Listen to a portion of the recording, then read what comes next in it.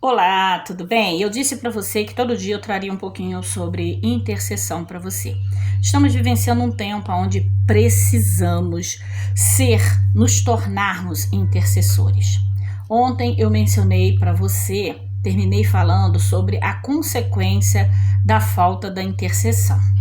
Todas as classes da população tinham falhado inteiramente naquela época, quando Ezequiel 22, de 23 a 31, diz ali, né, que o Senhor procurou um que estivesse na brecha e não encontrou. Então, toda aquela classe da população tinha falhado, porque ninguém estava na brecha de intercessão. Por exemplo, tinha falhado os profetas, tinha falhado os sacerdotes, tinha falhado os príncipes e o povo, né? Cada um que representava um determinado elemento da sociedade. Os profetas aqui são representados, são responsáveis por trazer uma mensagem direta de Deus. E até hoje, né, não é diferente. São os profetas responsáveis por trazer a mensagem de Deus.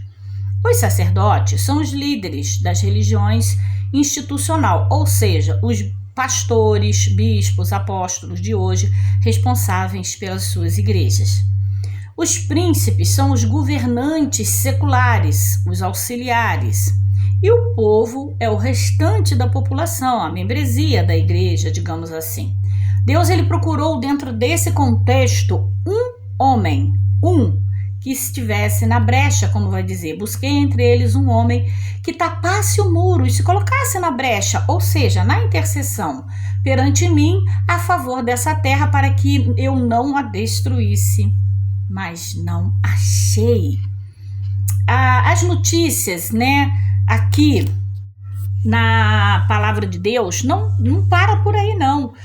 A palavra de Deus continua trazendo relatos de inadimplência com a oração, com a intercessão. Por exemplo, 2 Timóteo, capítulo 3, versículo 14, vai dizer assim: sabe, porém, isso, que nos últimos dias sobrevirão tempos trabalhosos, porque haverá homens amantes de si mesmo, e avarentos, preguiçosos, soberbos, blasfemos, desobedientes aos pais e mães, ingratos, profanos, sem afeto natural, irreconciliáveis, caluniadores, incontinentes, cruéis, sem amigos para com os bons, traidores, obstinados, orgulhosos, mais amigos dos seus deleites do que amigos de Deus.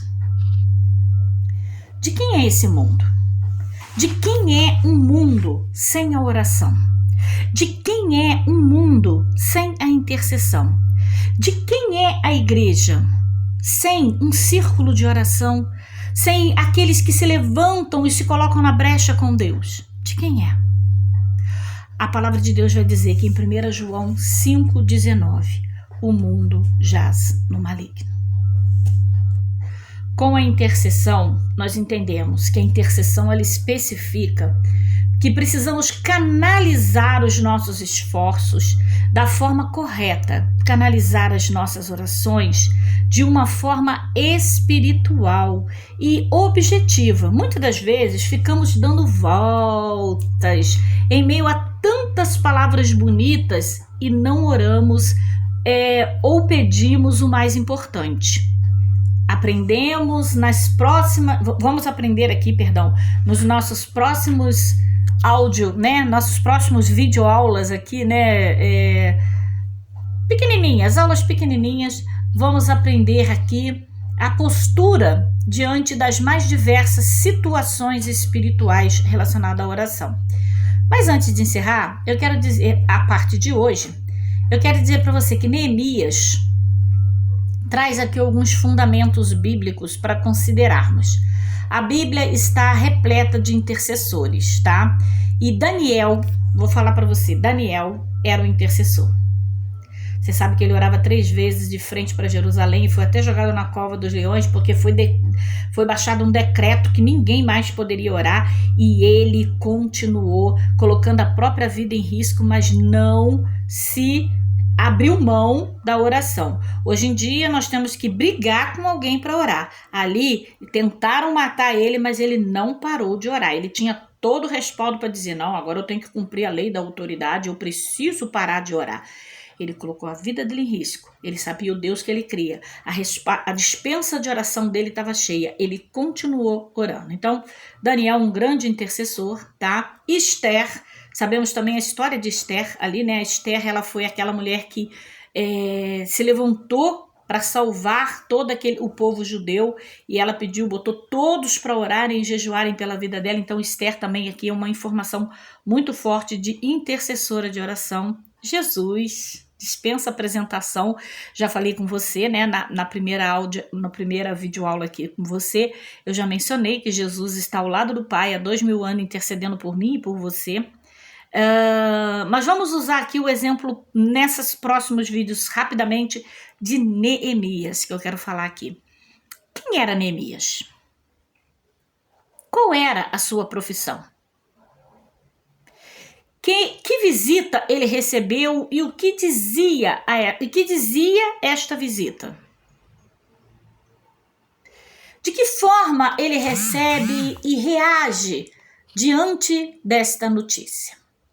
Não, eu não vou falar agora. Se você quer saber, acompanha o nosso próximo videozinho de pequena aula, mini aula, sobre intercessão, para que você se torne um grande intercessor.